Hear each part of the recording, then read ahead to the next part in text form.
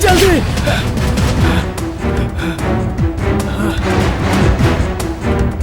भाग, जल्दी भाग।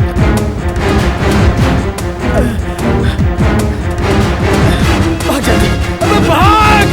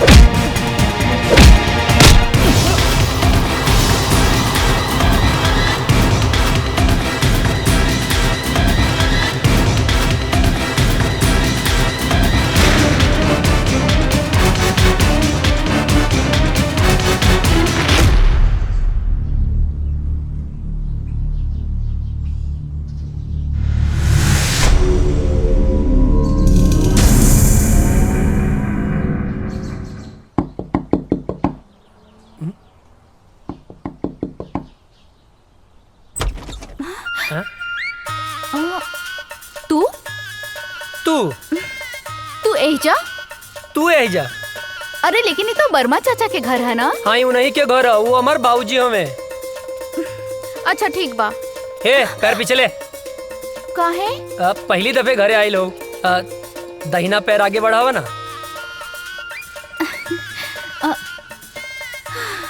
लेकिन अभी तक तो मिसेज अजय नहीं बनल। तब बन जाना, मना के कैले सा। हम तक कब से तैयार हैं। हमरा के इतना सस्ता में पटावल आसान नहीं खे। तो दहेज दे के ले आए, बाकी लायन जरूर। यही घर में गांठ बांध ला। अरे अजय बेटा के बाबूजी ये आपसे ना मिले आयल बाड़ी। अरे तो तू एजा का खड़ा बाड़ा, अंदर आवा बेटा। अरे काजल बेटी प्रणाम चाचा जी। खुश रहा खुश रहा। अरे भीतर आवा। ना ना ना, उ तो बाबूजी आपके घरे बोलौले रहले ना। अच्छा? तो बस टाइम पे आ जाई, उहे बतावे खातिर आइल रहनी।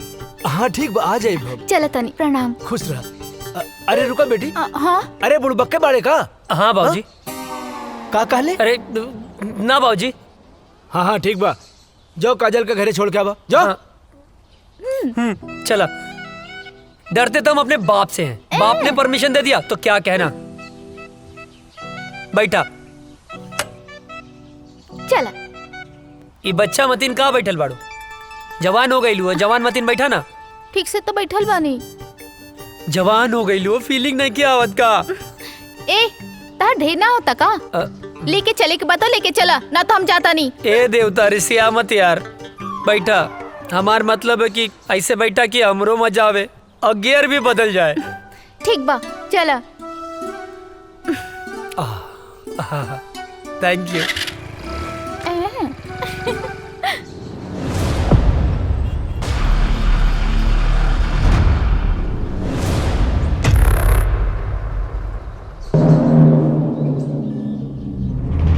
अस्सलाम वालेकुम। वालेकुम अस्सलाम। क्या खबर है? सारी तैयारियां हो चुकी हैं जनाब। इस बार हम लोग चूकेंगे नहीं, बस आपके हुक्म की देरी है। हमारे सारे जवान तैयार हैं हिंदुस्तान के सैनिकों का सर धड़ से अलग करने के लिए। आमीन। जी जनाब। कोई गलती नहीं होनी चाहिए। जैसा आपका हुक्म, बस आपके हुक्म का इंतजार है हमें। ध्यान देना, इस बार मिशन में कोई खलल नहीं होनी चाहिए। जी जनाब। ऐसा कहर मचाओ कि हिंदुस्तानियों का रोम रोम कांप उठे। जी जनाब। धमाका ऐसा हो कि हिंदुस्तानियों की आने वाली 7 पीढ़ियां थर्रा उठें। उनकी हदें उनको याद दिलाओ। जी जनाब। और जाओ, मुनव्वर खान को भी ये इत्तला कर दो ताकि वो सारी तैयारियां शुरू कर सके। जाओ। जनाब, आपका हुक्म सर आंखों में।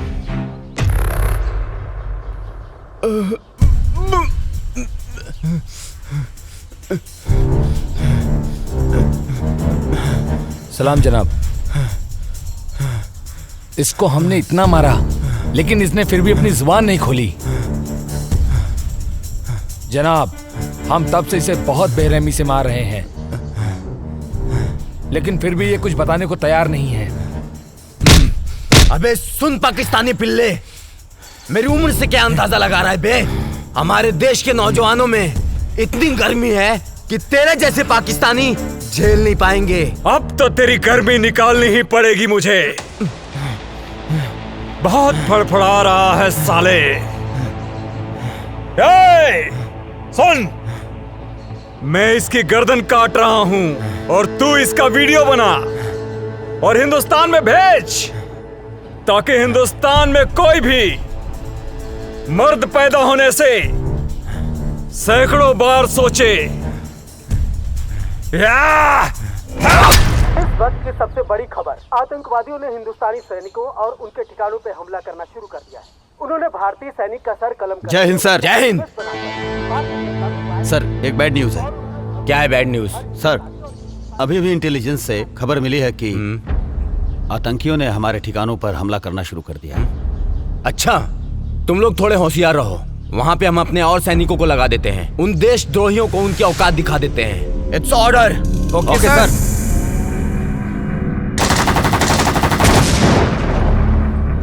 इस वक्त का सबसे ताजा खबर, आतंकवादियों ने हिंदुस्तानी सैनिकों और उनके ठिकानों पर हमला करना शुरू कर दिया है। उन्होंने एक भारतीय सैनिक का सर कलम करके उसका एमएमएस बनाकर भारतीय जनता में वायरल कर दिया है और उन्होंने धमकी दी है कि हर हिंदुस्तानी और हिंदुस्तानी सैनिक का यही हाल करेंगे जब तक उन्हें उनका पूरा हक नहीं मिल जाता।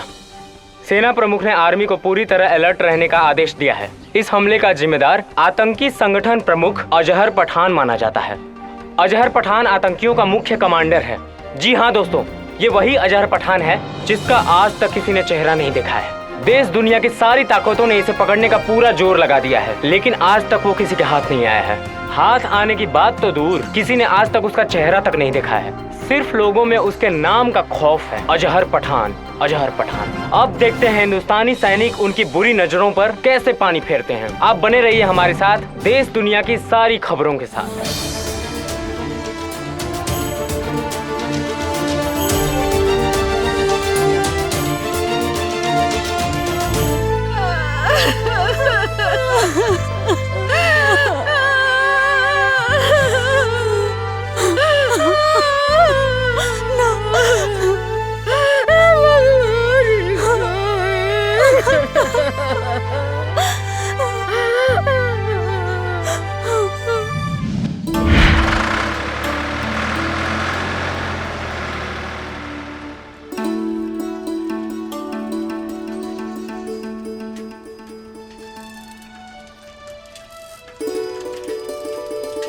गुड मॉर्निंग भैया। Good morning. ये साइकिल किस लिए? आप आगे आगे दौड़ेंगे, हम पीछे पीछे फॉलो करेंगे। अच्छा, ये साइकिल दीजिए तो। पर साइकिल का है। अरे दीजिए। दीजिए।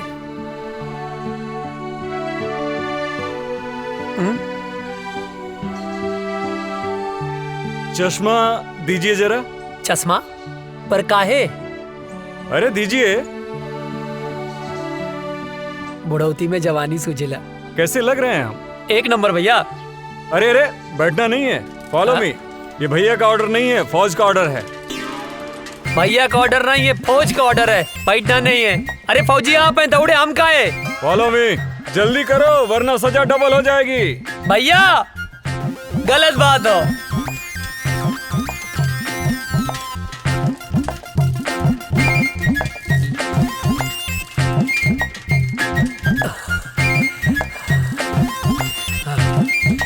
हम ना दौड़ब ना जा, आगे हम थक गए नहीं। दौड़ो उठ के। तू ही जा, हम ना जा। अरे उठ जा, क्या पता कब देश को तेरे जैसे जवान की जरूरत पड़ जाए। हमके देश के काम ना आवे क्यों, तू ही काम आवा। अरे पगले, शरीर में फुर्ती रहेगी, ताकत रहेगी तो कभी भी किसी भी समय किसी को भी झाड़ सकता है। गांव में हमसे केहू ना भिड़ेला, जे भिड़ेला पटक के चाप देला। हाँ। अच्छा ठीक है, उठ जा भाई। आओ बैठो, बेवकूफ कहीं का। लो चश्मा अपना दी। चल बैठ। हमार भैया।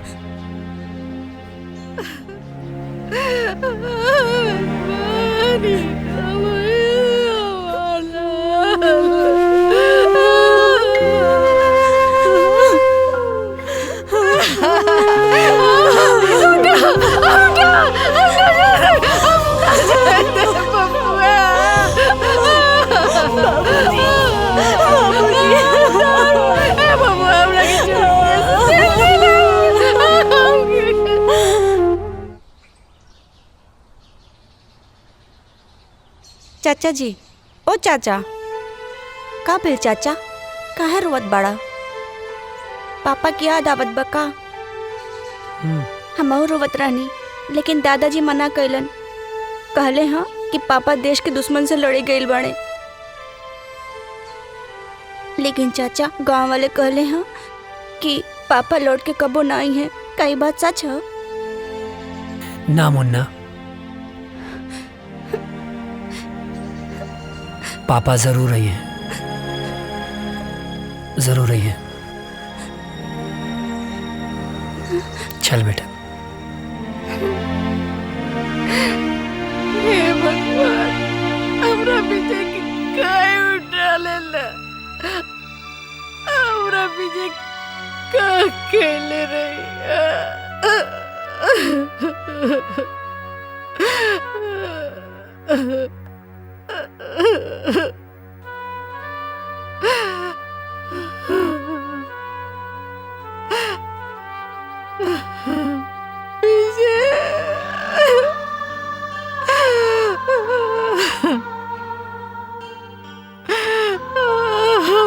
राम लखन की जोड़ी टूट गई।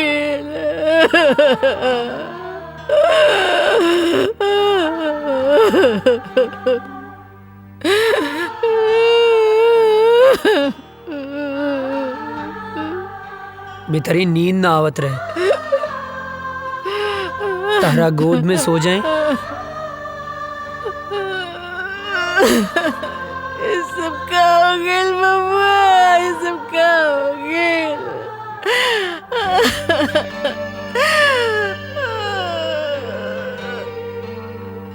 काहे ऐसा होला? एक जमीन के टुकड़े खातिर भैया हमनी के छोड़ के ना गईले माई।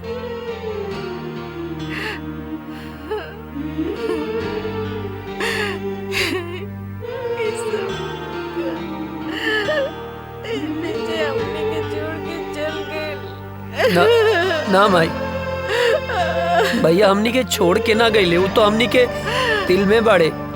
हमरे तोहरे ये पूरा देश के जनता के दिल में बाड़े माई। शहीद के शहादत पर ना आंसू ना बहावल जाला, तू आंसू मत बहावा।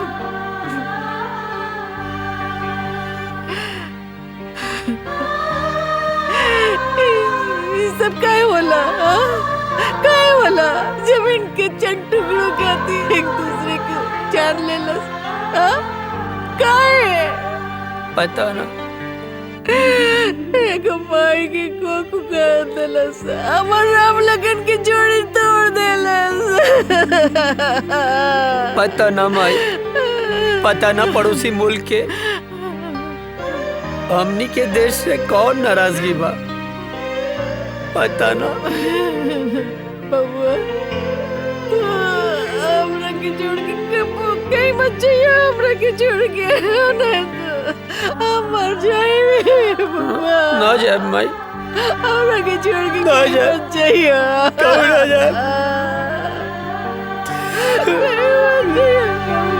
कभी ना जाए माई, कभी ना जाए।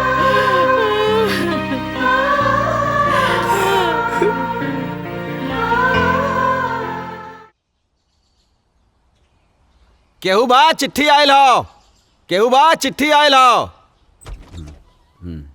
चिट्ठी आयल हो। हाँ आवतानी। हाय ली।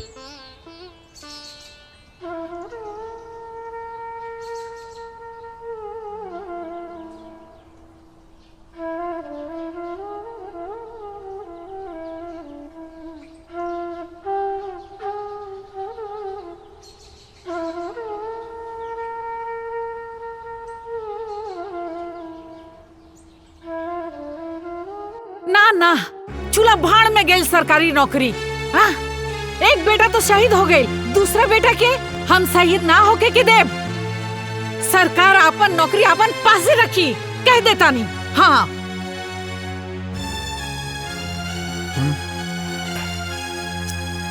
देखा बेटा, बात ऐसन बा कि विजय के शहीद होके के बाद भारत सरकार ओकरा जगह पे तोहके नौकरी देले बा।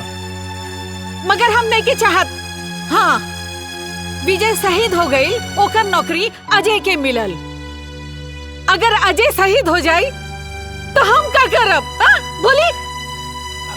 अजय के माई, तोहरा दूगो बेटा बा तब इतना सोच रहल बाड़ू। हाँ, अजय करी पूरा दुनिया माई बा, वो का सोचत हुई है? बोला, कहीं तहरा के भगवान 10 गो बेटा देले रहतन नु तो खुद हम भेज देती अपने भारत माता के रक्षा करे खातिर। बुझाइल?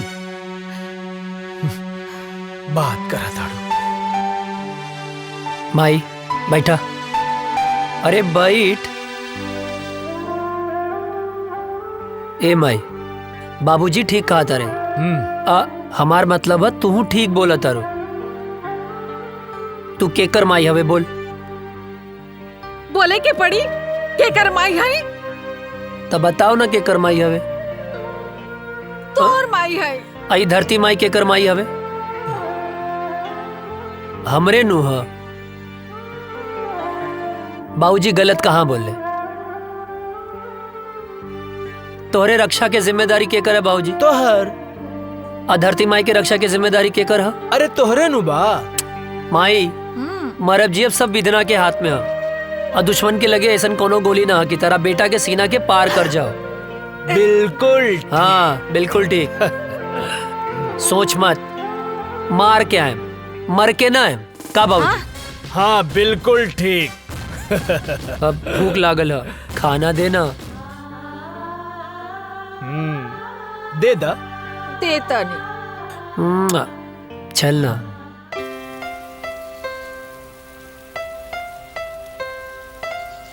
अजय, तोहार रेलवे में सिलेक्शन हो गई।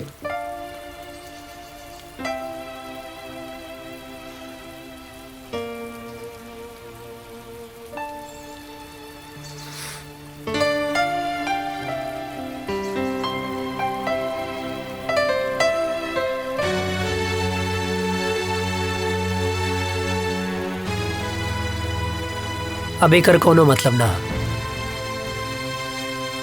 हम फौजी बनब। अरे ये तो बहुत अच्छा फैसला कैला। हाँ। लेकिन अजय, तू इतना उदास काहे हुआ?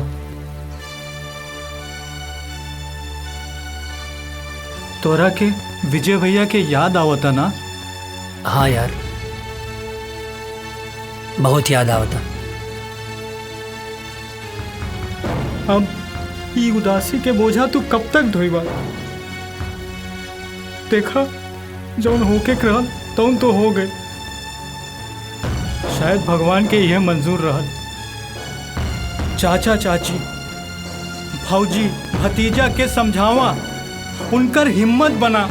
अगर तू टूट जाइबा तो उन्हन के का होई? ठीक कहत वे यार।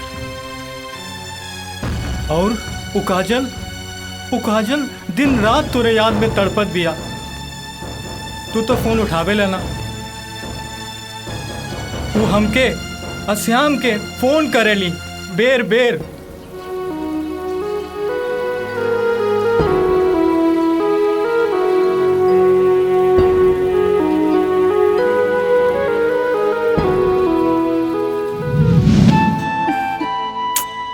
पता ना कहाँ रह गई ले।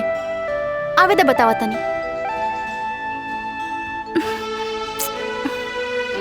काजल आ गई नहीं। आहा, बहुत बड़ एहसान कर दिया ला आके। मतलब ई कि हम पूरा 2 घंटा 20 मिनट से तार इंतजार कर रहल बानी। बात तो सही कहा तारू। का बात तो सही कहा तारू? हाँ, लेफ्ट राइट करके तो हमार प्यार दुखे लागल। पिराए लागल होई ना? हाँ, बहुत ज्यादा पिराता। और पता ना कहाँ कहाँ पिराता। कहाँ पिराता? यहाँ यहाँ और यहाँ। अरे यहाँ पिराता। एजा का देखा तेरा? यहाँ देखा। अब का बताएं? देख रहे हैं, बड़ी फुर्सत से खुदा ने तुम्हें बनाया है। हाय, इतना हसीन मिट्टी कहाँ से लाया है?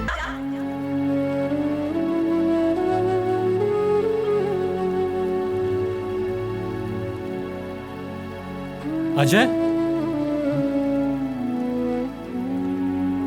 कहाँ खो गईला? कहीं ना। जाके एक बार काजल से भेंट कैला। ना करब। हम फौज में जाए खातिर माई बाबूजी के मना सकीले, पर काजल के ना मना पाई।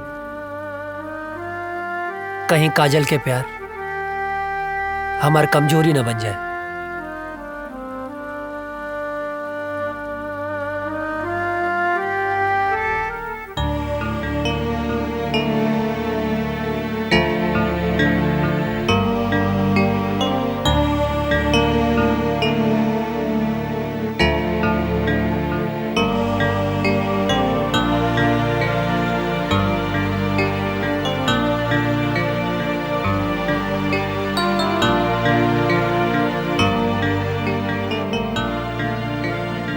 बबुआ, एक बार विचार कर ला। हम माई है ना? हाँ, हम अपन मन के ना समझा पाता नहीं। विजय के सदमा तो हम बर्दाश्त कर लेनी, लेकिन तो के कुछ हो जाए तो हम ना बर्दाश्त कर सकब। तो के तो खुश होके के चाहिए माई। हमके देश के सेवा करे के मौका मिलल बा। अब ऐसे ताक के ना हमके ब्लैकमेल मत करा। खुशी खुशी भेज ना यार।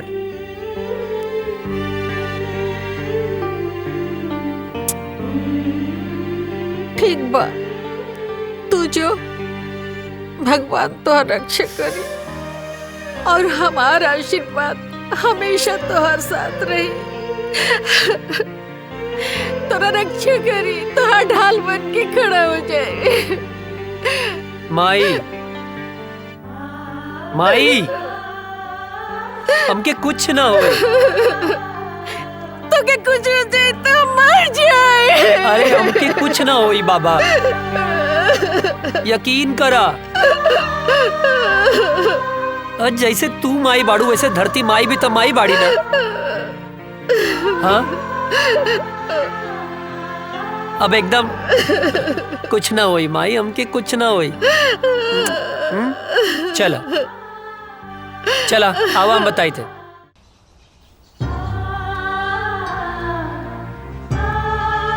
चला रहीम बाबू।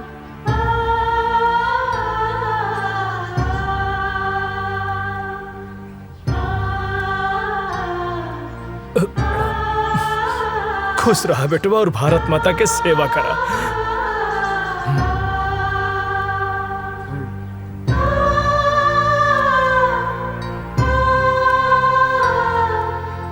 माई,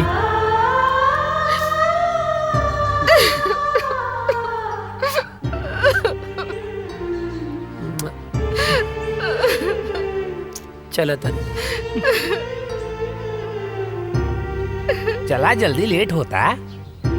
चला जल्दी आ जाए।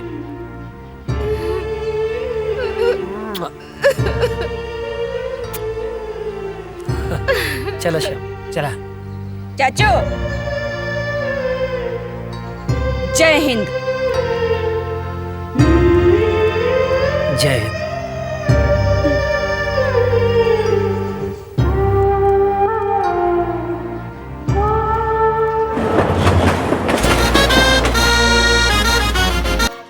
तुम्हारी ट्रेनिंग पूरी हो चुकी है। थैंक यू सर।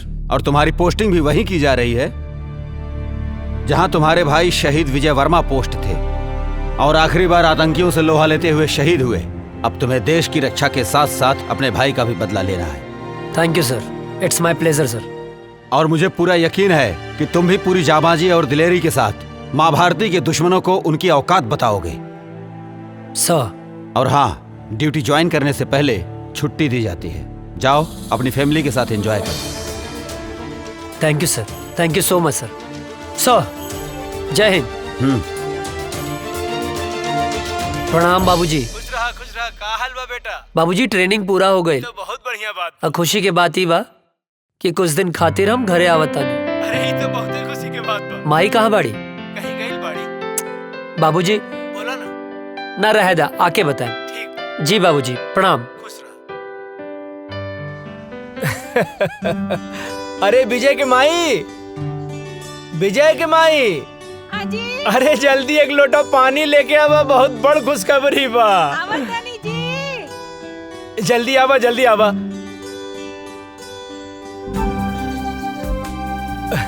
अरे लावा लावा।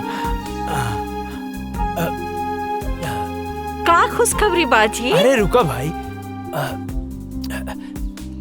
तनी मीठ चाय पीले रहनी है। इला खुशखबरी ई बा, तू ना एहने देखा ना। बोली ना। हमारा अजय के ट्रेनिंग खत्म हो गई और काले वहाँ से आ रहल बा। भगवान, ये तो बहुत ही अच्छा खबर बाजी। बानू अब तू जा, अब बढ़िया बढ़िया हमरा बेटा खातिर आज से बनावे के तैयारी कर दा खाए खातिर। जा तनी हमहू खाए। सुन लो, देखा कितना खुश हो गई।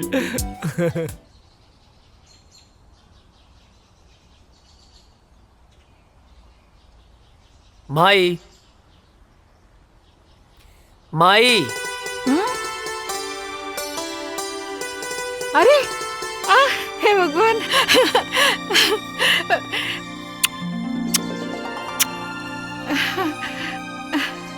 अरे अरे ये का एकदम एकदम सुखा कैसे गल बड़ा? वहाँ कोनो प्रॉब्लम रहेगा? हाँ माई, बहुत बड़ प्रॉब्लम रहे। का? जॉन पराठवा तू हमरा खातिर भेजत रहलू ना, वो हमार दुष्ट सूबेदार रस्तवे में खा लेत रहे। हट बदमाश। अरे हमार शेर बेटा आ गई। वाह। अरे अजय के माई, खुश रहा खुश रहा। हाँ बेटा, हमार शेर आ गई। अजय के माई। हाँ जी। चीता के जाने लू? वो का होला? वो होला सबसे दूबर। हाँ? बाकी एक बात सुन ला, सबसे आगे उहे रहेला, जैसे कि हमार बेटा। चाचा हमारा खातिर कर ले लह। तोहरे लिए। श्याम। हाँ दे। इला। अरे भाई, हम पाकिस्तानी ना ही, सब पाकिस्तानी लोग का दाय करिए कर हा। पप्पी। अभी ना इधर। यार भी। हाय शाबाश। इले। इतना सा तहु तो इतना सा बाड़े। जब बड़ हो जाइबे ऐसन वर्दी पा जाई त तोहरो के बड़गन मिल जाई। का बाबूजी? एकदम बिल्कुल ठीक। जा खेला। जब बना गाँव के शेर तू। और बाबूजी आप ठीक बानी ना? हाँ। अरे यार, राजा दशरथ और कौशल्या माता और राम की मिलाप हो गई है, तब तो चल के कुछ काम काज कर लिहल जाओ भाई साहब। ई का बगत रहे छोटन? हाँ चाचा, कुछ काम है ना, जो यार अजय का काम? काहे मारत अरे रहा? चाची कुछ जरूरी। पर आज कौन काम है? हाँ मैं इधर आता नहीं, हमारा कैसा मालूम बा कि तू इधर आता रहा, तोरा कैसा मालूम बा? हाँ का मत ढेर बोला मत। हम कहते नहीं, चला चला चला, रुक जा। अरे भाई चला, ड्रेस चेंज तो कर ले ना। अरे चाचा जी, रे जब पता ना कौन काम रहे रे, कौन काम?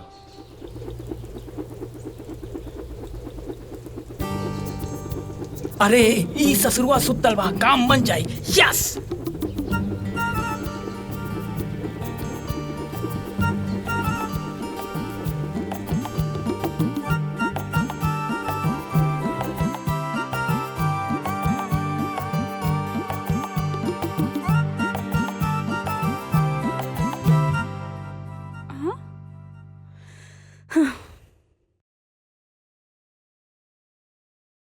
हे भगवान, कितना अच्छा सा झाड़ू लगावत हनी, फिर भी पता नहीं कहाँ से कागज आ जाता।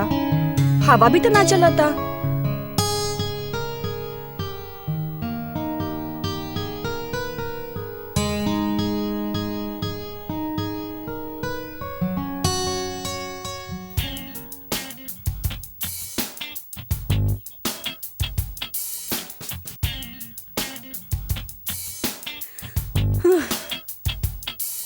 ई कहाँ से आ जाता?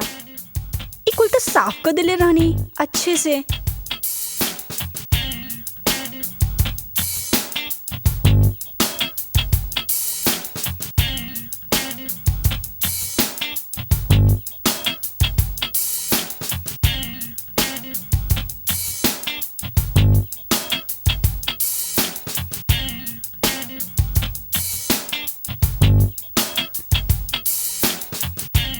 अरे रे, हम बानी हम।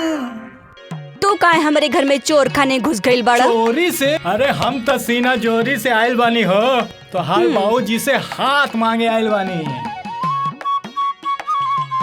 अच्छा, तो ई कूड़ा काहे फैलावत अड़ा? तू समझल करा। धत, तू बड़ा ऊ बड़ा। लागत हमार जादू तोरा पे चल गइल बा हो।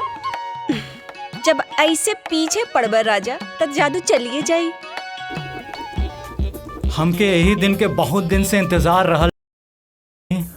अरे कविता, कहाँ मारू? अरे जल्दी से एक गिलास पानी तो लेके आवा बेटा। बोल ना। अरे अच्छा यार, छूट जाते हैं। कहाँ? हाँ ठीक बाटी, हम गमला में छूट जाए। हाँ। अरे कविता, कहाँ बाड़ू? अरे हम काहे छुपे? अरे हम तो तोहर बाबूजी से तोहर हाथ ना मांगे आयल बानी। धीरे धीरे बाबूजी जाग गई बड़े। अच्छा, एक तरह हाथ मंगवा ना, तब बाबूजी हम दोनों जाने के काटती हैं। अरे बिटिया का करे तारू, जल्दी लिया हुआ पानी। तू चिंता ना करा, हम तो और बाबूजी के समझा ना ले। हाँ अच्छा, बाबूजी के समझा ले बा। अरे बात के समझो। एगो आदमी ना घर में घुस आइल रहे और बाबूजी ओकरा के ना मार मार के आज वो टूटल टांग लेके बाजारे में भीख मांगता। का बात करा तू? हाँ। टूटल टांग? अरे हम भीख ना मांगा। सुना, हमके कहीं छुपा देना। कहीं छुपा दे। हे भगवान बचा लिया हमको, कुछ नहीं करा हम। हे भगवान। अरे बेटा कविता, कहाँ रह गइलू? इली बाबूजी आगे नहीं। का बिटिया, काहे इतना देर लगा देलू पानी लावे में? अरे बाबूजी गिलास धोवत रहनी है। अरे बाप रे, इतना सुंदर लड़के के ऐसा राक्षस ऐसा बाप। हे भगवान बचा लिया। अरे हम 100 किलो के लड्डू चढ़ा दे, प्लीज हमके बचा लिया। हमार हाथ पैर टूटे वाला बा। हम भगवान, हम कबो पीछा नहीं करब। भगवान बचा ला। हम जिंदा, हमके बचा ला भगवान, बचा ला।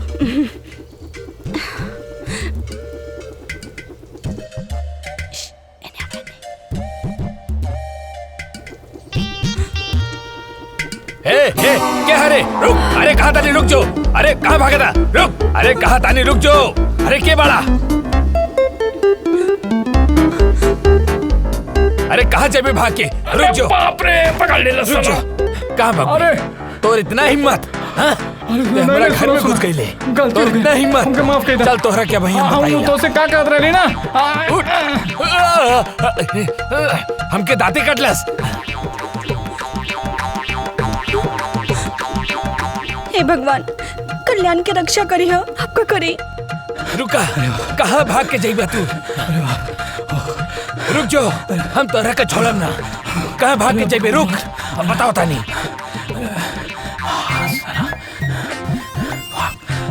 भाग भाग जल्दी भाग।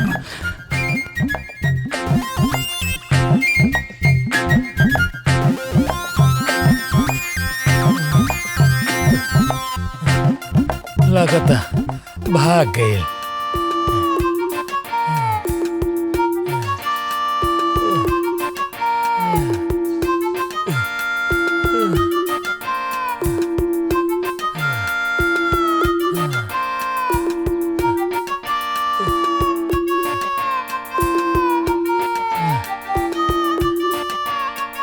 लगता भाग गए। खैर वो हमके चाहे जब मिली हम ओकरा के छोड़म ना, चाहे जब मिली हम ओकरा के छोड़म ना।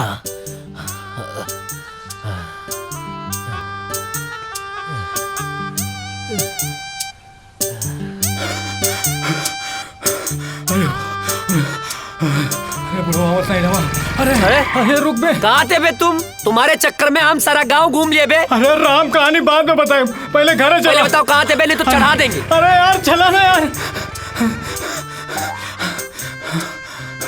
चवन्नी मुस्की। अरे यार चल ना यार। इन्हें से काहे निकले बे? तो यार चल बे यार यहाँ से। चल। आया मतलब बच गई नहीं। जय हो भगवान। आज छोड़ दिए बे, आगे नहीं छोड़ेंगे।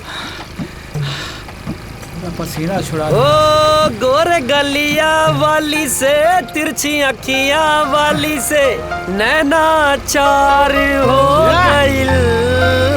का बताई तो से यरवा रे। मार खाने से बच गए बेटा आज तुम, वरना लाज जूता मुंह का हाथ सब पड़ जाता। गोरी गलिया वाली से, तिरछी अखियां वाली से नैना चार हो गइल। का बताई है का भाई? पर भइल का रह रे? का करत रहनी हम? अरे उस सब हम बाद में बताई। सरऊ मुहूर्त देख के बताइबा। हाँ। अरे बट ये सब तो बतिया अच्छा नहीं लगेला। पलिया से बचाएंगे बस। का बताई तो से यरवा रे, हमरा प्यार हो गए। तो बताओ ना, मारत काहे बाड़े? चुप कर, खाना खाइबे? हाँ। ए माई, दू जगह खाना लेके आओ, हमरे साथे बुक्कड़ भी आइल बा। कल्याण? हाँ। फेमस हो गई ले बे। अच्छा। हाँ, हाथ धो ले।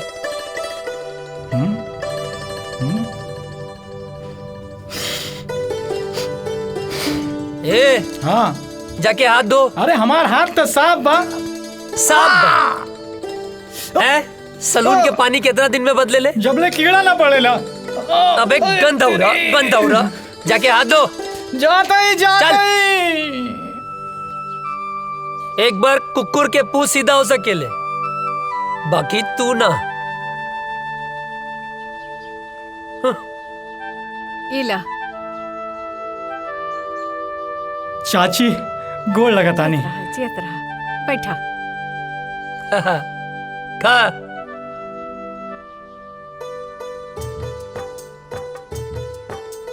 ए चाची, हम तो ठीक बानी, बाकी हमार बड़की भौजी कहाँ बानी? माई के गेल बाड़ी। हाँ, यही से तो खाना हमके पकावे के पड़ा था।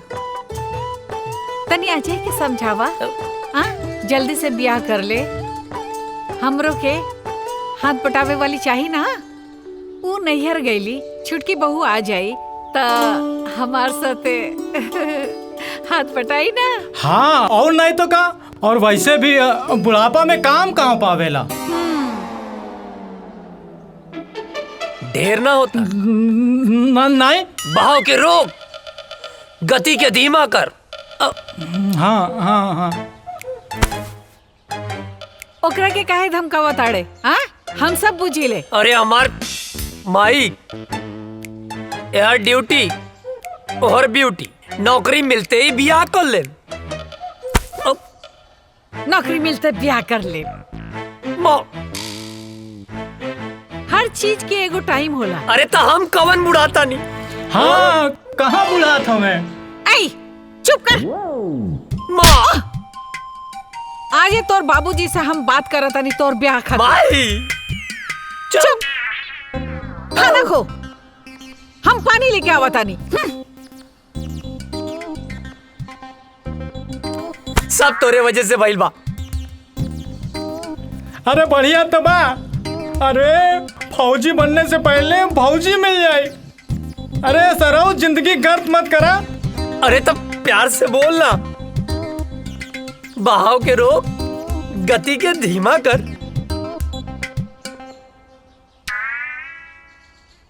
अरे यार तुहार तो ब्याह हो जाए, हम तो साला छलवे बजाते रह जाए। सुन, तू चिंता मत कर। तू जिंदगी भर अस्तूरा न चलेबे। ये कुकुर मुत्ता नियन शकल मत बनाओ। तोरा जान के का नाम है? सामान। अरे तोर प्राण रे। कविता। अगर हमार कविता के और पढ़ लेलस ना तो हम जान दे दे। तोर जान इतना सस्ता हो? कविता के अब तो से बिया हम कराई। हमू देखा तानी के बीच में आवता नफरत और जंग में सब जायज होला। सब नहीं जायज होला, जायज होला। खाना खा, खाना खा।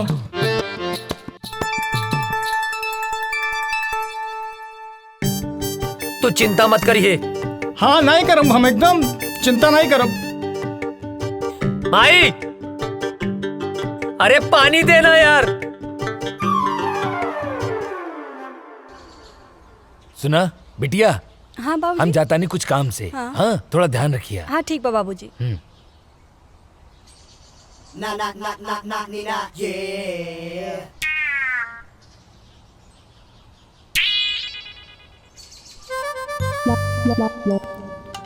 हमके कविता से मिलले बहुत दिन हो गए बा।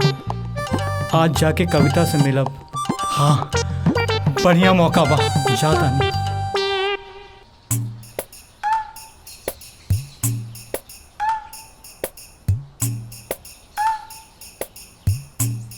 तू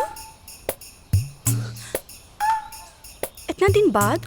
कविता ये बात सही बा, हम तोहार बाबूजी से डराइला, लेकिन इहो बात सच बा कि हम तोहरे बिना जी ना सकेंगे। आज हम एगो फैसला कर ले बानी कि हम जियब चाहे मरब, लेकिन ब्याह तोहरे संगे करब। कल्याण, तू हमरा से इतना प्यार करेला? हाँ, अपने जान से भी ज्यादा।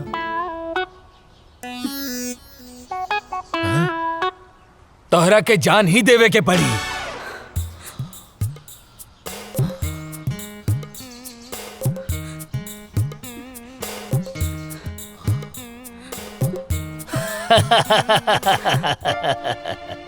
प्यार भी करेला और डर भी लगेला। हाँ? हम दरअसल देखे के चाहत रानी कि तू हमरा बिटिया के सच्चा प्यार करेला कि नहीं। काहे से कि जे सच्चा प्यार करेला ना ओकरा में हिम्मत अपने आप आ जाला। और आज हम बहुत खुश बानी कि तू सच्चा प्यार करेला और हिम्मत दिखौला। अब हम निश्चित हो गए बानी कि तू हमार बिटिया के ध्यान रखबा, ओकरा प्यार करबा। अरे अरे जुग जुग जिया बाबूजी। तेरी अखा का यो काजल कर देता है मैनू घायल।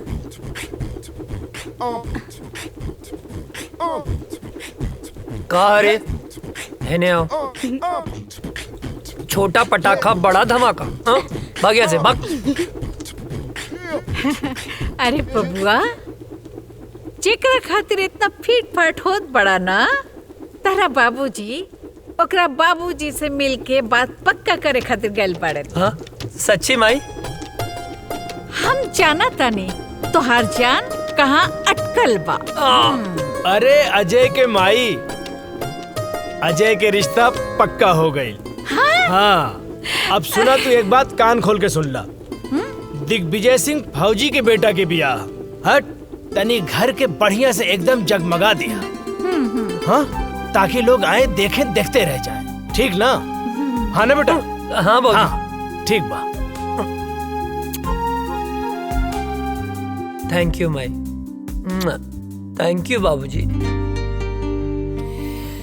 तेरी आँखा का यो काजल कर देता है मैनू पागल, नर नर नर नर नर।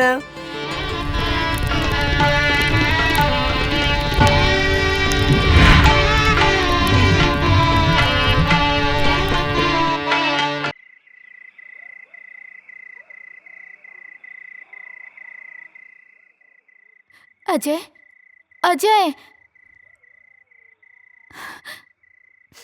ए काजल, का भइल, काहे रोवत तारू? तारा के लेवे खातिर कुछ जवान लोग आइल बाड़े। वो काहे बदे? वो लोग कहते रे कि ऊपर से ऑर्डर बा, तारा के जाए के पड़ी। ए पगली, एहर देखा।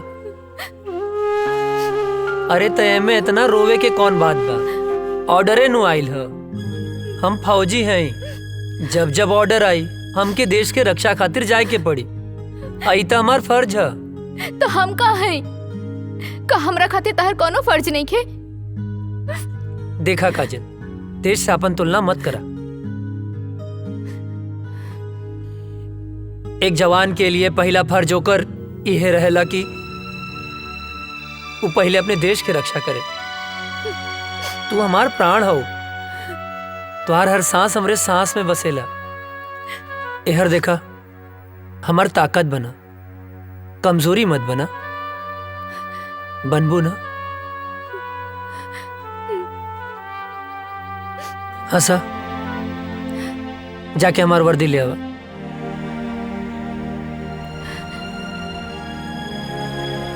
पगली कहीं के। हाँ मिश्रा। सॉरी अजय, हेडक्वार्टर से इमरजेंसी मैसेज आइल बा, आज निकले के बा।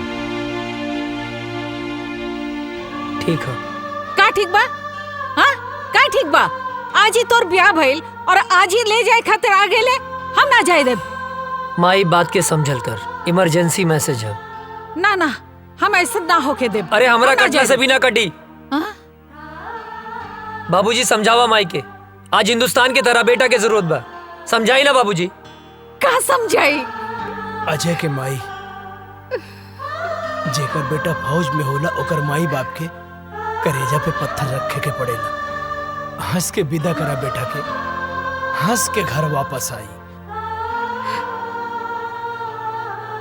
समझल कर माई, हम फौजी हैं, हर बात पे रोल धोल ठीक ना होला। चला विशाल। अजय,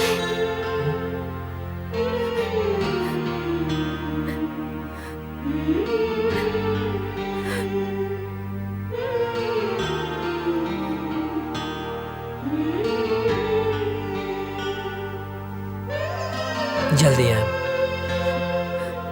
अपन ख्याल रखिए। तो माई रोवा मत, माई बाबूजी के ख्याल रखिए।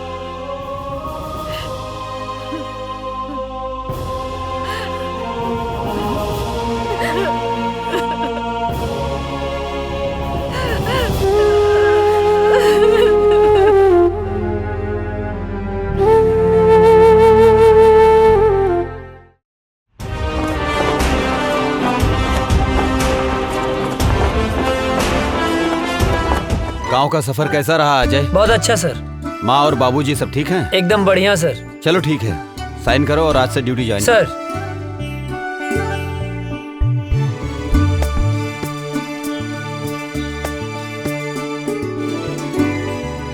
जय हिंद।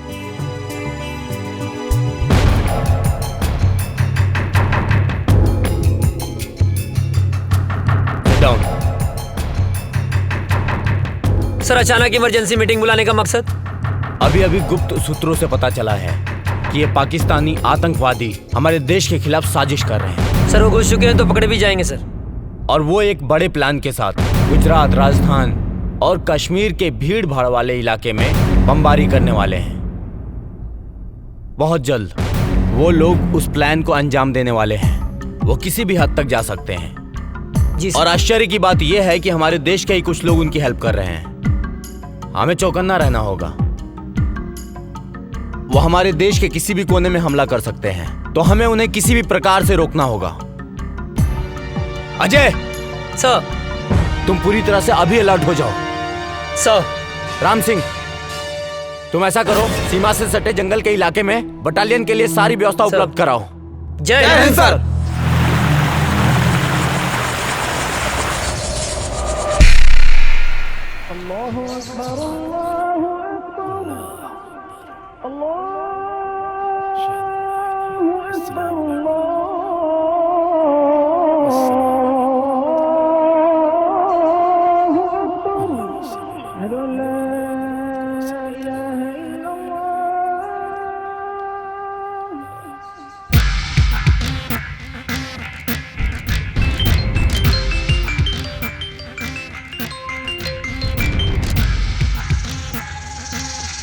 जी बॉस, हुक्म कीजिए। धारा 370 खत्म होने से हमारे सिपाहियों के इरादे कमजोर तो नहीं हो रहे हैं? नहीं बॉस, हमारे इरादे तो और भी पुख्ता हो गए हैं। वाह।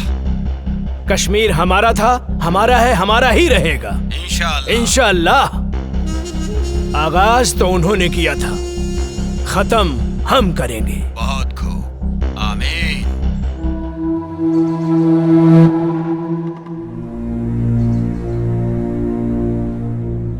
अस्सलाम वालेकुम वालेकुम अस्सलाम। हैदर कहाँ है? आ रहा है। सलाम वालेकुम भाईजान। वालेकुम अस्सलाम। हैदर। हाँ भाईजान। क्या हाल समाचार है? आर्मी में एक नया नौजवान ऑफिसर आया है, अजय वर्मा। ये वही विजय वर्मा का छोटा भाई है। विजय वर्मा भी आया था हमारे मंसूबे पर पानी फेरने के लिए। उसको तो हमने जहन्नुम में पहुंचा दिया। लग रहा है इसको भी इसके भाई के पास पहुंचाना पड़ेगा। अरे हम लोगों का तो बस एक ही मिशन है, कश्मीर की आजादी और पूरे हिंदुस्तान की बर्बादी। और इन हिंदुस्तानियों को हमारी ताकत का एहसास होना चाहिए। कश्मीर पाकिस्तान का पाक हिस्सा था जो हमसे धोखे से छीन लिया। हमारे शरीर में खून नहीं, बारूद है, बारूद। जो हमसे टकराएगा उसके चिथड़े उड़ जाएंगे। हमारे जीने का मकसद है कश्मीर की आजादी। नारे तकबीर, अल्लाहू अकबर। नारे तकबीर, अल्लाहू अकबर। नारे तकबीर, अल्लाहू अकबर।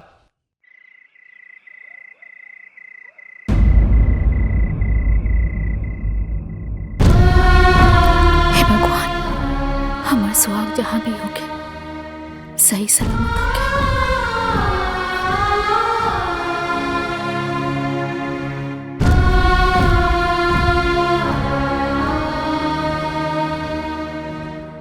हे देवी मैया, हमारे बेटा की हिम्मत और हौसला दी।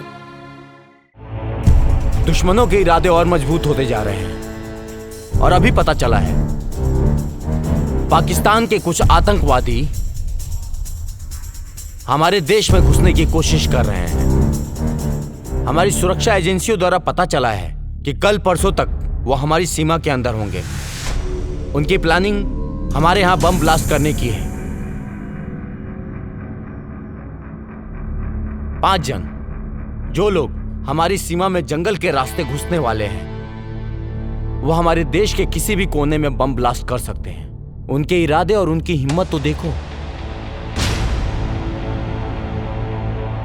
अभी भी इतना कुछ होने के बावजूद पाकिस्तानी आतंकवादी यहां आके हमारे देश में आतंक मचाना चाहते हैं, और वो भी एक बड़े प्लान के साथ। हमें इनके सहारे उस इंसान तक पहुंचना है जो इस खेल का मास्टरमाइंड है। उसे जिंदा पकड़ना होगा ताकि वो किसके कहने पे, किसके इशारे पे ये सब कर रहे हैं। इसलिए इस मौके को हमें हाथ से नहीं निकलने देना है। अगर हम लोग इस बार कामयाब हो गए तो जीत हमारी पक्की है। सर, आर यू रेडी? सर। गाइस, मिली जानकारी के अनुसार दुश्मन अपना मूड बना चुका है, कभी भी हमला कर सकता है। वो अलर्ट रहना जरूरी है। दीपक। यस सर, हम लोग भी पूरे तैयार हैं सर। सारी तैयारी हो चुकी है।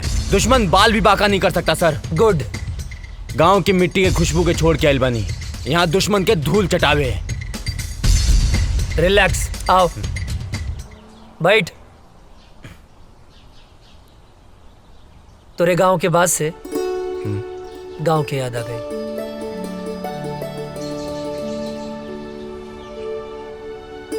भाभी के फोटो का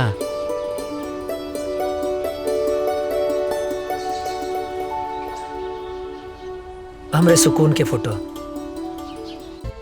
सर सर सर कहाँ खो गई नी? अपना सुकून के लगे अपना गांव में। रिक्वेस्ट बा सर एगो। का बोला? हमके गाँव में जाए के बा सर। अच्छा ना? लइका भइल बा सर। ओह बधाई हो। थैंक यू सर। सर बड़े साहब से कह के थोड़ा छुट्टी दिलवा दी ना। छुट्टी मिल जाए तो की छुट्टी। खुश? मुनव्वर, अब बॉर्डर क्रॉस करने का वक्त आ गया है। हिंदुस्तान की सीमा में घुसने के बाद के सारे इंतजाम हो चुके हैं। बस तुम्हें बॉर्डर क्रॉस करते वक्त सावधानी बरतनी होगी। चारों तरफ हिंदुस्तानी सैनिक गश्त करते रहेंगे। बहुत संभल कर चलना होगा। हिंदुस्तान में हमारे लोग तुम्हारा इंतजार कर रहे हैं। बस तुम्हारे वहां पहुंचने की देरी है। मुझे तुम पर पूरा भरोसा है। तुम वहां पहुंचने के बाद अपने काम को अंजाम जरूर दोगे। इस बार हम काफिरों को सबक सिखा कर रहेंगे। खुदा हाफिज।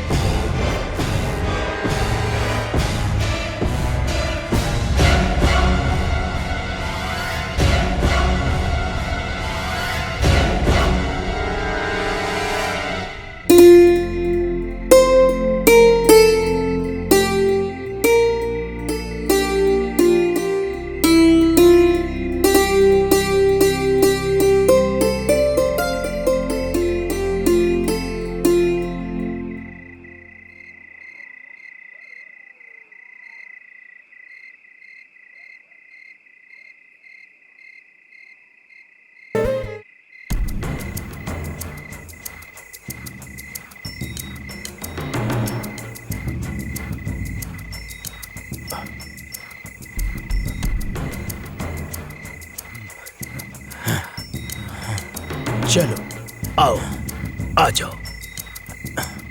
यहाँ से 5 किलोमीटर दूर हमारे लिए गाड़ी खड़ी है। यहाँ से वहां तक जाना है और कुछ दिन हिंदुस्तान में रुकना है। हम अपने मिशन को कामयाब बनाएंगे, समझे? आओ जी।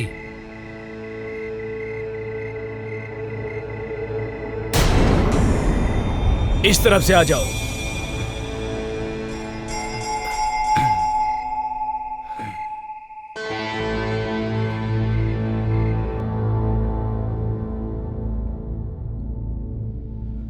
रुक जाओ। अब यहाँ से ना 500 मीटर दूर हिंदुस्तान की सीमा शुरू हो रही है। हमारी सीमा यहीं खत्म होती है और वहां पे हमारे लोग हैं। वहां जाने के बाद हम अपने लोगों के साथ मिल जाएंगे। आप लोगों को संभल कर चलना है, धीरे से, ठीक है? चलो, एकदम सबको चौकन्ना रहना है क्योंकि यहाँ पर सैनिक गश्त हमेशा करते हैं। जी जनाब। सबकी नजरों से बचते बचते हमें आराम से धीरे धीरे चलना है, ठीक है? अब चलो।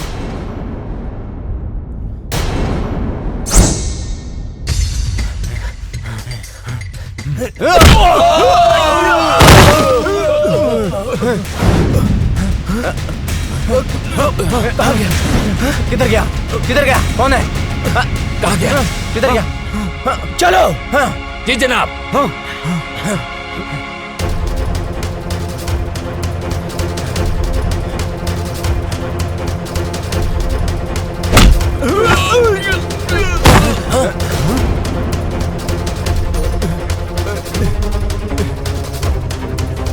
चलो चलो चलो चलो, हम अपनी सीमा में चलते हैं। आओ आओ जल्दी। भूत भूत भूत, छोड़ो हमें, छोड़ो हमें। ये मेरा तौबा, मेरा अल्लाह का तौबा, मेरे बाबा का तौबा। तू छोड़ दे मुझे, मैं कभी हिंदुस्तान में नहीं आऊंगा।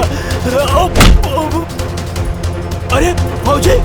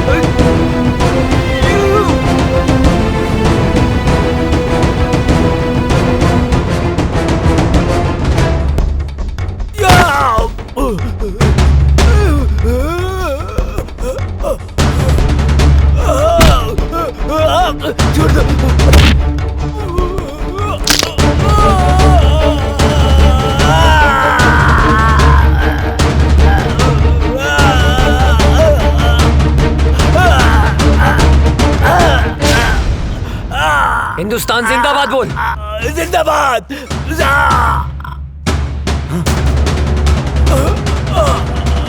ना तुम लोगों का ईमान है, ना तुम लोगों का धर्म।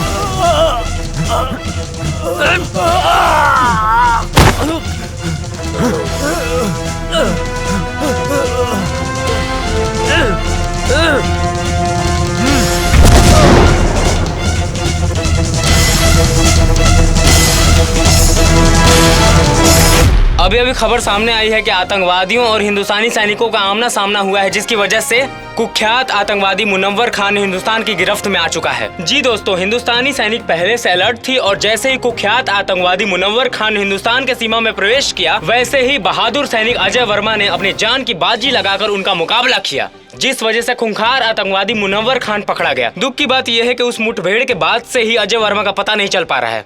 खूंखार आतंकवादी मुनव्वर खान से पूछताछ जारी है और अभी भी लापता अजय वर्मा को ढूंढने का प्रयास किया जा रहा है।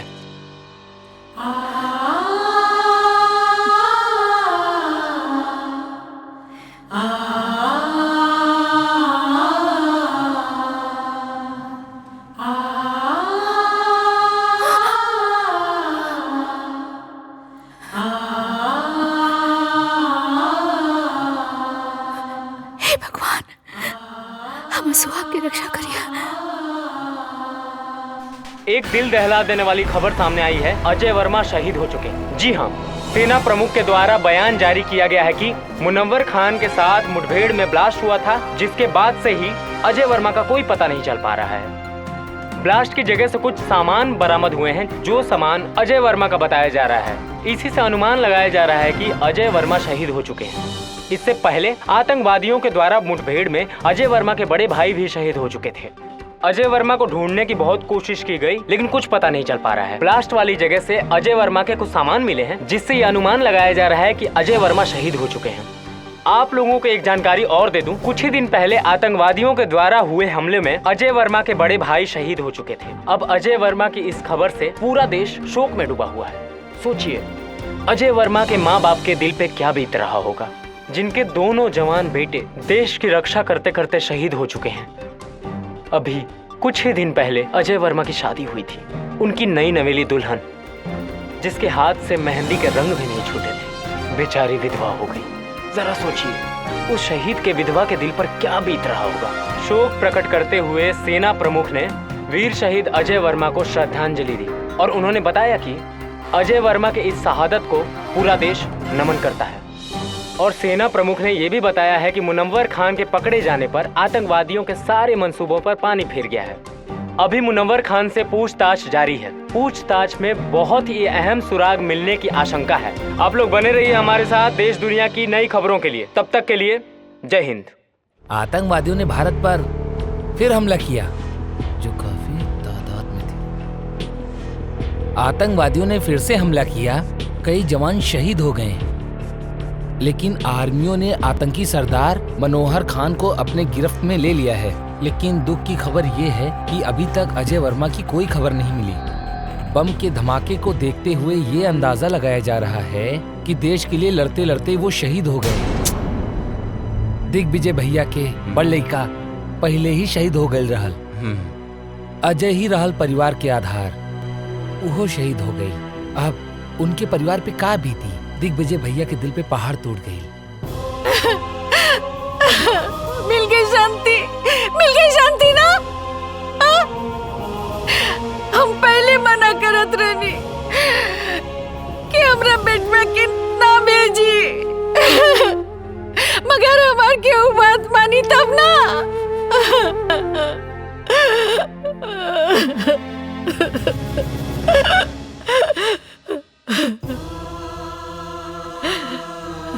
भाई हमारे बेटा के लाश खेता दिखा दो।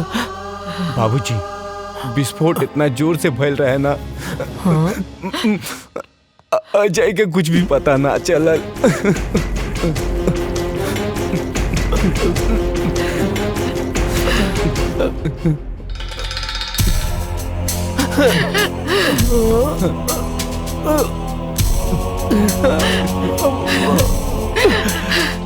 मिल गई शांति, मिल गई ना। हमार बंस के आखिरी दिया बुझ गई। माई का भइल? इतना काहे रोता रू? और ये फोटो पर माला? हाँ बहू, हमार बेटा अजय देश के खातिर शहीद हो गए। ना बाबूजी ना, ये का कहा तनी आप? हाँ ऐसा नहीं क्यों हो सकत। हाँ? माई देखा, तू रोआ मत। हाँ अजय जिंदा हवन, तू काहे रोत बाड़ू? हाँ अरे तोहर माथा फिर गइल बा का? हाँ अपन जिंदा बेटा के शोक मनावत तारू। हाँ कहता नहीं कि जिंदा बाड़े।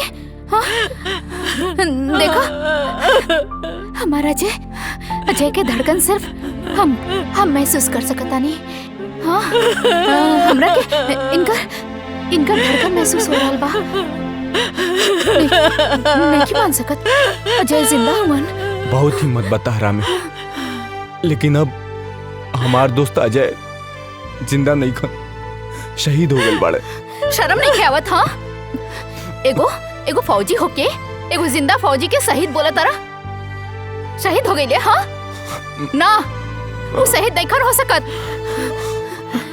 कोनो दुश्मन के बम या गोली में इतना ताकत नहीं खे कि हमार सुहाग के हमरा से छीन ले। हाँ माई देखा, तू रुआ मत। हाँ देखा, तू शांत हो जा। हाँ अजय है, जिंदा हुए अजय, वो जिंदा हुए, जिंदा बड़े। हाँ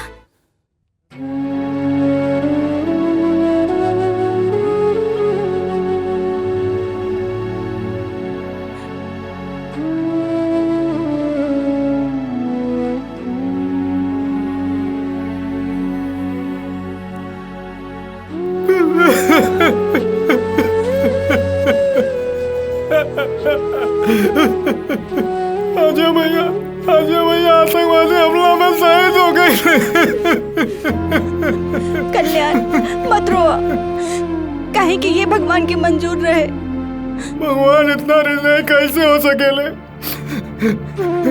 चाची रो रो के पागल हो रहे मालिक। और काजल मौजी के तुम बताए नहीं भाई कि उनके सुहाग उजड़ गई। भगवान इतना निर्दयी कैसे हो सकेले? कैसे हो सकेले? अरे श्याम क्या करता ना? श्याम, अरे अंधेरा में कौन पढ़ाई करता ना बेटा? ए श्याम, अरे मचिसिया भाई ना काजनी कहाँ धैले बा।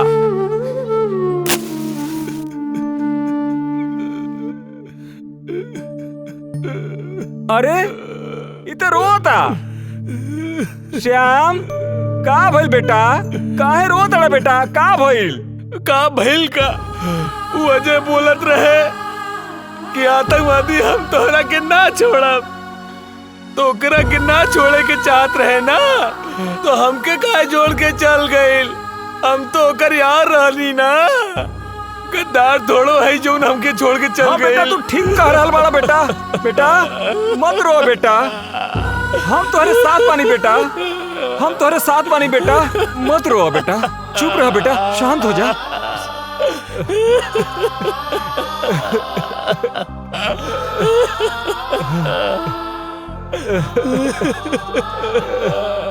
चुप हो जा बेटा, चुप हो जा बेटा, बेटा चुप हो जा बेटा, चुप रहा बेटा, चुप हो जा बेटा।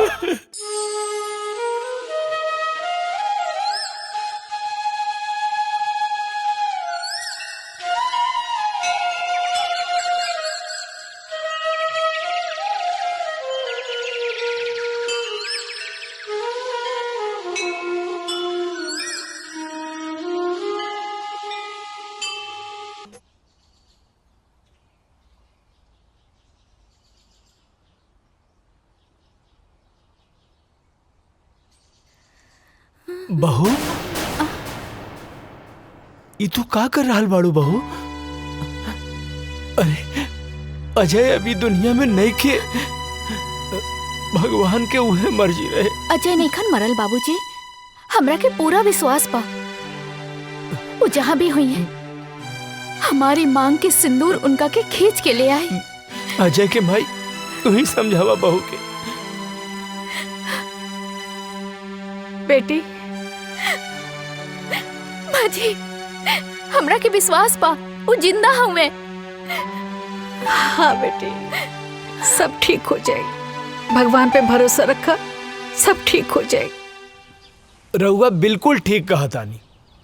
देखी रउआ जैसन उचित समझी वैसन करी, हमरा कौनो एतराज नहीं के। चला काजल। कहाँ? बिटिया अभी तहार उम्र ही का बा, ये पहाड़ जैसी जिंदगी कैसे कटबू तू? यही से हम फैसला कैले बानी कि हम तोहार दूसर बियाह करब। सुना बहू, बाबूजी के कहल तू मान ला, अभी तो बहुत जिंदगी पड़ल बा। आखिर बहू अकेले तू कब तक रहबू? कब तक? का बाबूजी बोझ लगता नहीं का? का बात कर रहल बारू बेटी? अरे बेटी तू हमार बात समझे के कोशिश करा। एक त धन भाग हमार की तू हमरे घर में बहू बन के आयलू। हम कोनो आँख के काजल ना है कि आंसू के साथ बह जाई। अजय के नाम में हम अपन रूह, धड़कन सब कुछ कर देले बानी। हम अपन अंतिम सांस ले उनका इंतजार करब। हमार बात समझे की कोशिश करा।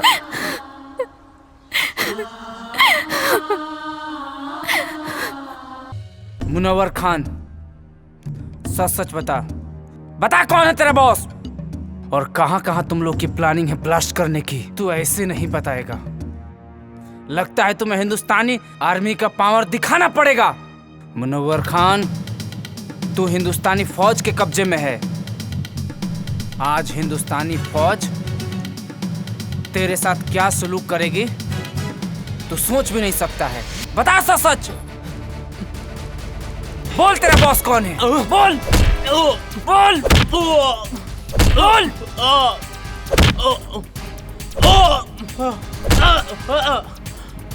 बोल कौन है बॉस तेरा? ए फौजी, तू ना चाहे मेरी जान ले लेगा ना, तो अभी नहीं बता सकता मैं, समझा? मैं कुछ नहीं बता सकता, मैं मर जाऊंगा लेकिन नहीं बता सकता, समझा? तू ऐसे नहीं मानेगा, तुझे 3rd डिग्री देना ही पड़ेगा। बोल कौन है बॉस तेरा और क्या मकसद है तुम लोगों का? नहीं बता सकता। चलो। जुबैर, फोन लाओ।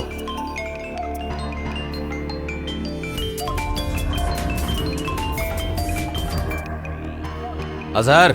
जी जनाब। उन्होंने मुनव्वर खान को गिरफ्तार करके हमारे लोगों में और उबाल भर दिया है। जी जनाब। अब हम उन्हें उनकी औकात दिखा कर रहेंगे। उन्हें एक पल भी नहीं बख्श सकते हम। अब हमें खौलते हुए खून से नहीं, ठंडे दिमाग से काम लेना होगा।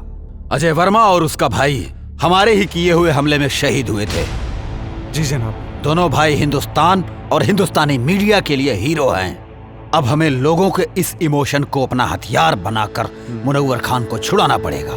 जी जनाब। हम उसकी माँ को किडनैप करके पाकिस्तान लाएंगे और फिर हिंदुस्तान की फौज और सरकार को जी जनाब अपनी इज्जत बचाने के लिए मुनव्वर खान को छोड़ना ही पड़ेगा, नहीं तो लोग सड़कों पर आ जाएंगे। सलाम अलैकुम।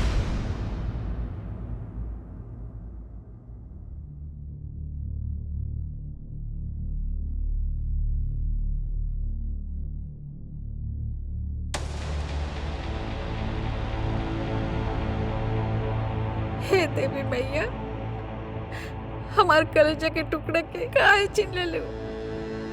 ओकरा बिना कैसे जिए? ओकरा बिना हम कैसे जिए तानी माई? हम मर जाए, अब हम मर जाए। हाँ, हमरा लाल के साथ का कहलू? ओकरा के कुछ कैसे हो गल मैया? तू तो पूरा संसार के माता बड़ो, तू तो जाने लू। ओकरा बिना काजल कैसे रही माई?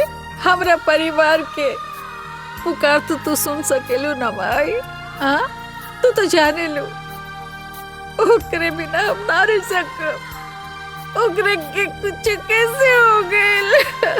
हम मर जाए, हम मर जाए, हम ओकरे बिना ना रह सकब।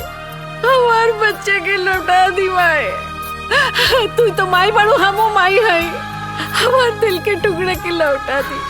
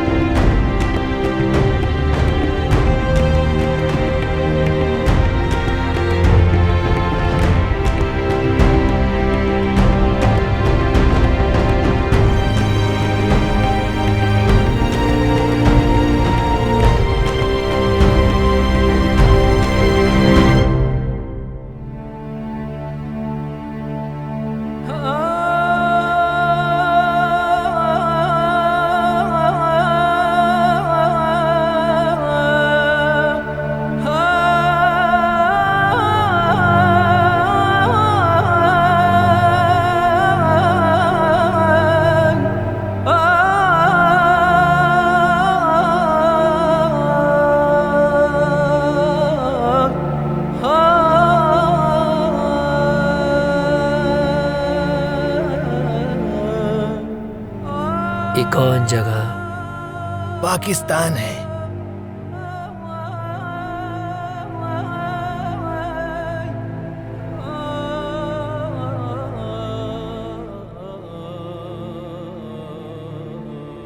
हम यहाँ कैसे हैं? कल मैं जंगल गया हुआ था तो वहां पर मैंने देखा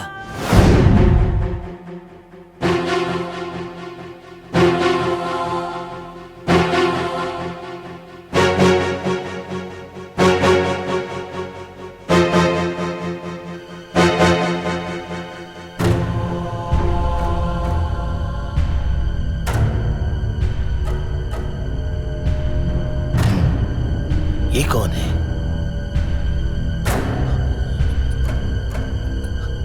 ये तो ऐसा लगता है जैसे हिंदुस्तानी है। ये फौजी लगता है।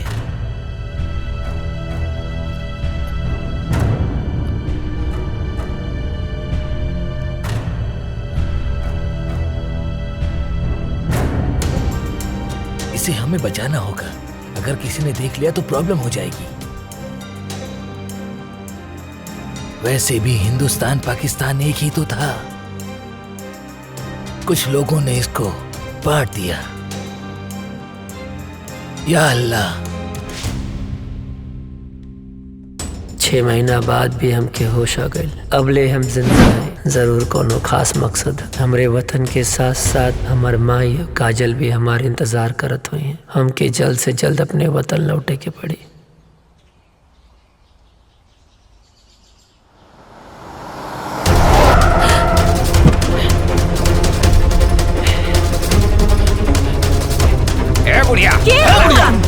अरे हमरा के कहे चला था।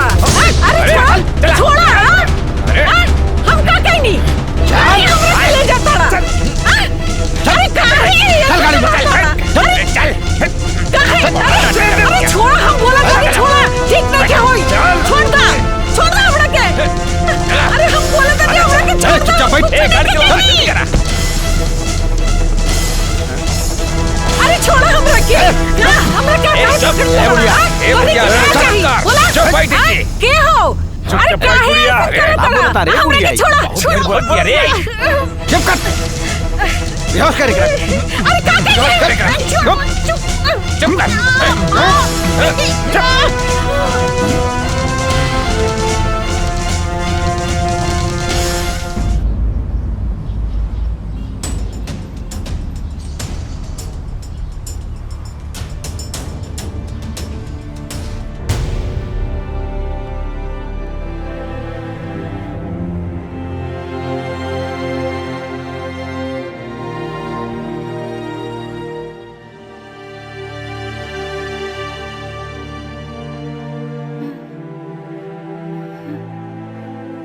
ये हम कहाँ बनी? हम जब बानल काहे बनी? अरे क्यों बा? अरे हमरा के बचावा, हमरा के यहाँ से छुड़ा के ले जावा हो। हे भगवान हमरा के छुड़ावा। अरे हमरा के बचावा इन लोगन से।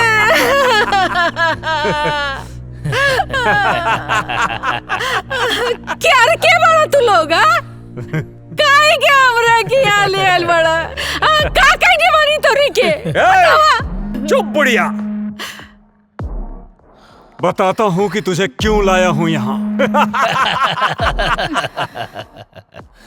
तुम्हारे दोनों बेटों को अपने आदमियों से मरवाया था मैंने।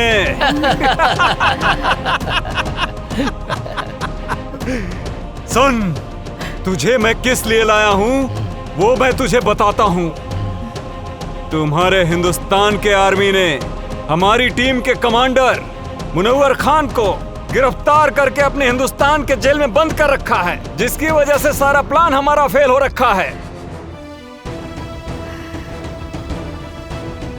और उसे ही छुड़ाने के लिए हमने तुझे किडनैप करवाया है आज, क्योंकि तेरे परिवार से पूरे देश की भावना जुड़ी हुई है। ये बुढ़िया सुन, अगर 24 घंटे के अंदर अंदर मुनव्वर खान को हिंदुस्तान सरकार ने नहीं छोड़ा तो हम तुम्हारे साथ जो करेंगे ना, उसे देखकर सारे हिंदुस्तानियों की रूह कांप जाएगी।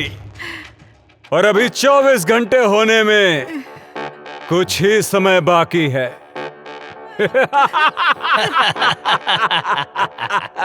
इधर वक्त खत्म हुआ और तुम्हारा वीडियो वायरल।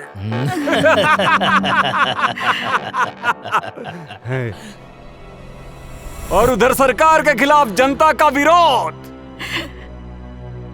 और विरोध इतना भयानक होगा कि मुनव्वर खान को हिंदुस्तान सरकार को छोड़ना ही होगा। वक्त तो अब खत्म होने वाला है। उससे पहले एक आखिरी बार हिंदुस्तान सरकार को वक्त देने दो। भगवान तू लोग के कभी ना माफ करिए। हाँ दरिंदो, हमरा के छोड़ी, हम बेकसूर बानी, हमरा के काहे पकड़ के रख ले बड़ा।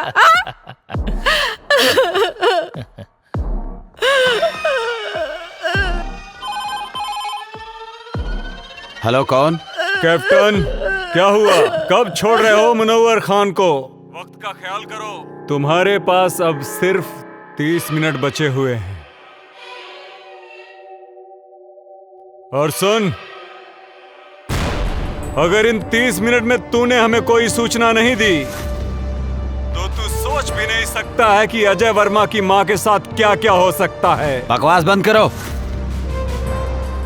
क्या सबूत है कि शहीद अजय वर्मा की मां तुम्हारे कब्जे में है? ले सुन, हमरी खातिर कोनो समझौता मत करिए। और हाँ, मैं आखिरी बार बता रहा हूँ, वो वीडियो तेरे हिंदुस्तान की पूरी मीडिया में वायरल कर दूंगा मैं।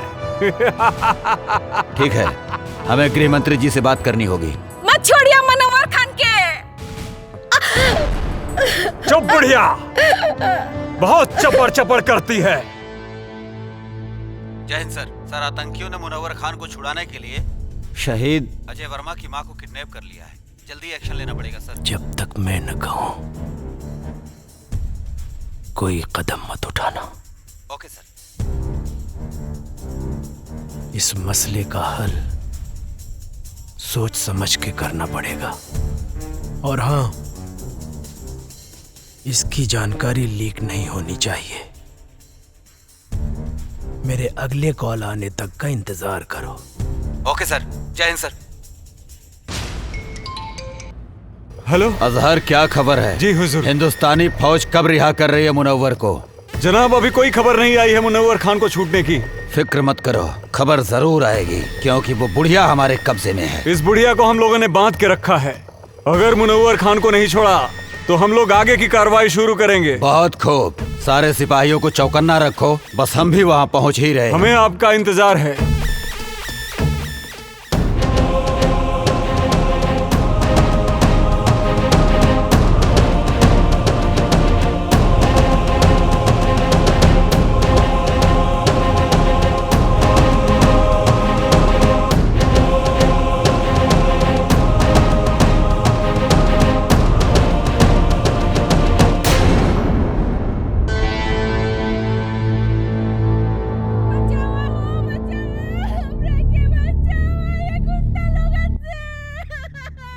ये तो कोनो लड़की की आवाज लागत बा।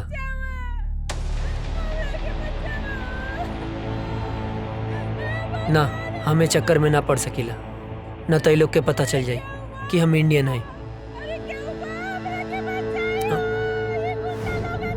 लागत है ज्यादा मुसीबत में बाड़ी। का करी भगवान?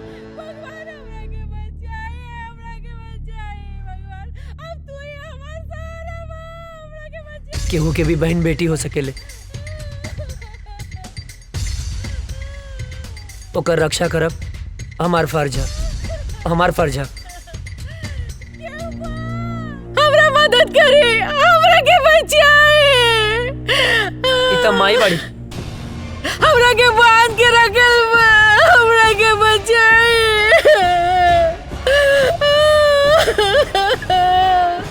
हम का करें माई है। रुक जा।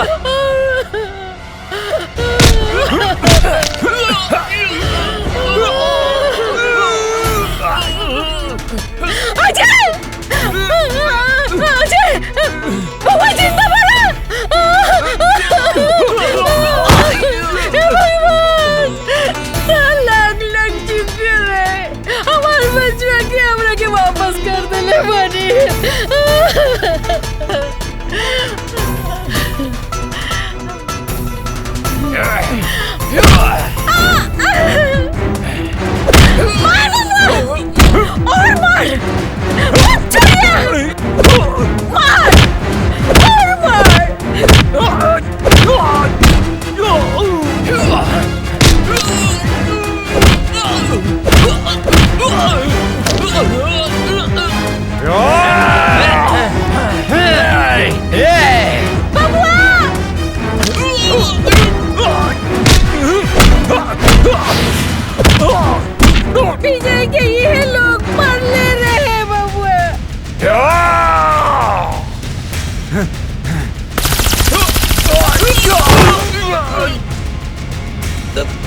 मत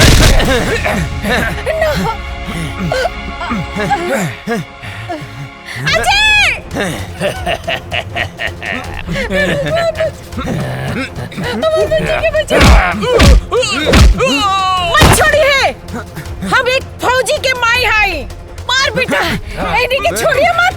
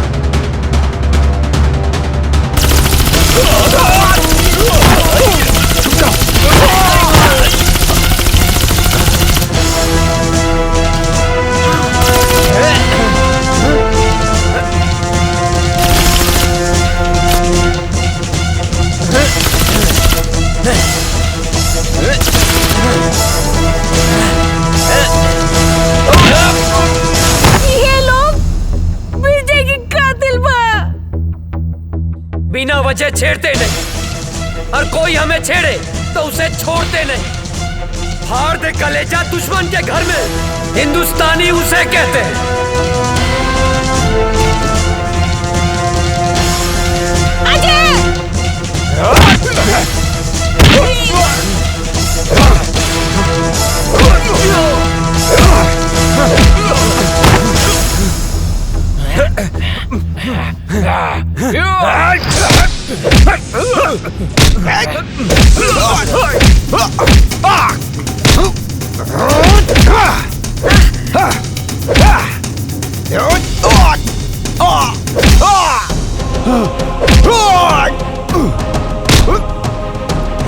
जब हम तुम्हें नहीं छेड़ते तो तुम क्यों छेड़ते हो? कश्मीर क्यों नहीं छोड़ते? कश्मीर हमारा है। तुम एक मुनव्वर मारोगे तो 100 मुनव्वर पैदा होंगे। तुम एक मुनव्वर मारोगे तो लाख पैदा होंगे। लाख!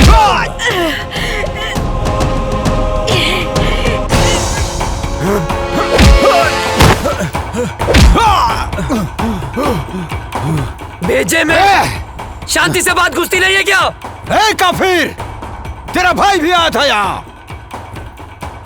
मैंने मारा उसे, वो भी बम से उड़ा के, समझा?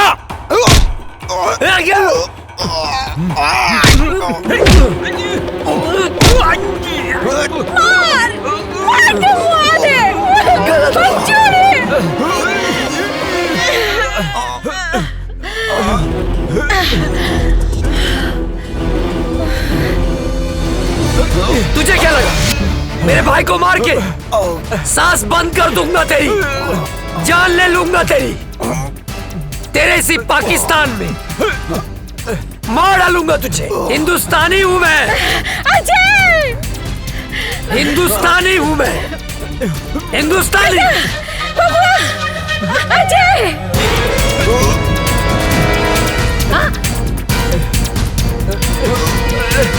बेटा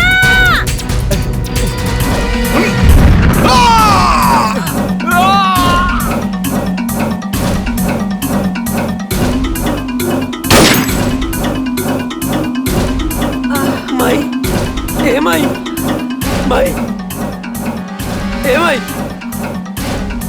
ए माई उठना, देखना तोर बेटा आ गया माई। ए माई उठना माई, आँख खोलना। हाँ माई, अजय तोर बेटा। अजय बेटा हम काले रानी ना के हम आ जाए, देख आ गए नीना।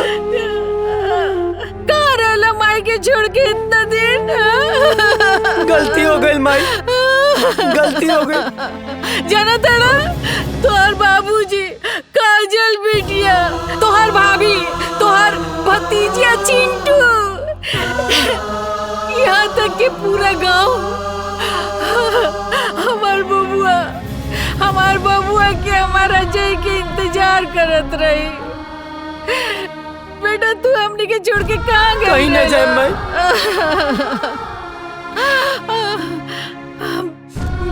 चला चला घर चला। हाँ माई। काजल बिटिया तो हर इंतजार चला करत उठा। रही। जाना तड़ा।